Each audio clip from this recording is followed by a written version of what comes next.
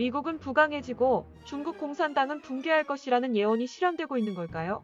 대통령 취임 이후 기존 정부가 취하던 대중 유화 정책을 강경 대응으로 선회하며 압박 수위를 높여온 트럼프 정부는 급기야 7월에는 자유세계가 지금 공산 중국을 바꾸지 않으면 공산 중국이 우리를 바꿀 것이라며 공산당 체제 교체를 선언했습니다. 중국과 단순한 패권 경쟁을 하는 게 아니라 자유경제와 민주, 인권 등 인간의 행복권을 지키려는 가치 전쟁을 벌이겠다는 시그널도 제시했습니다. 미국이냐 중국이냐의 선택 문제가 아니라 전 세계를 마르크스 레닌 전체주의 이념으로 지배하려는 중공의 야욕에 맞서 자유세계의 가치를 지켜야 한다는 겁니다. 지금까지 트럼프 정부가 행한 일련의 행보는 미국 기독교계 인사 마크 테일러가 공개한 신의 예언과 일치되고 있어 마지막 결과가 어떠할지 주목받고 있습니다. 영성이 뛰어난 인물로 알려진 테일러는 2017년 CBN TV와 인터뷰에서 2011년 4월 28일 신이 자신에게 들려준 말을 전했습니다. 당시 트럼프의 TV 연설을 시청하던 테일러는 너는 대통령의 목소리를 듣고 있다라는 목소리가 들려 깜짝 놀라 주변을 둘러보았지만 아무도 없었습니다. 그 음성은 계속해서 트럼프를 미국 대통령으로 선택했다면서 트럼프를 통해 영광과 존경, 전통을 미국에 되돌려줄 것이라고 했습니다. 테일러는 그때 들은 말이 시처럼 아름다워 일기처럼 기록했으며 당시 친한 친구인 의사 부부에게도 이 이야기를 들려주었습니다.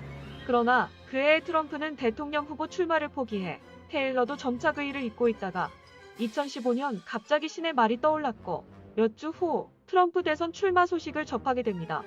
그는 그때부터 신이 자신에게 전한 이야기를 세상에 알렸고 2017년에는 트럼프 예언이라는 책으로 정리해 출간했습니다.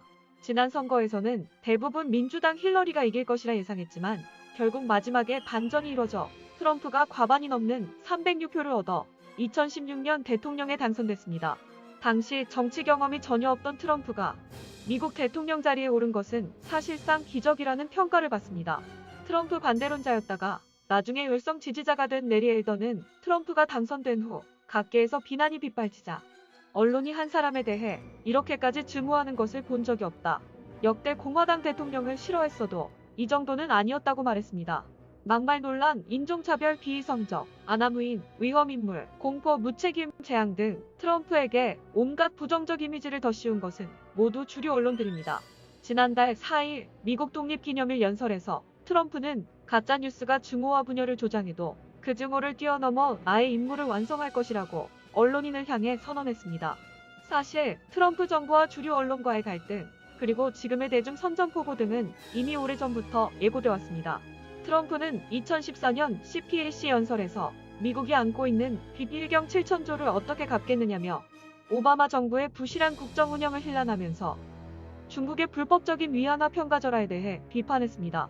2016년 대통령 후보 연설에선 중국이 상상을 초월할 정도로 위안화 가치를 떨어뜨려 미국 회사들이 죽어나가는데 미국 지도자가 너무 약하고 한심하다면서 그들이 로비스트, 후원자, 특별이익 집단에 의해 완전히 조종당하고 있다는 등 기득권층을 자극하며 미운털이 박혔습니다.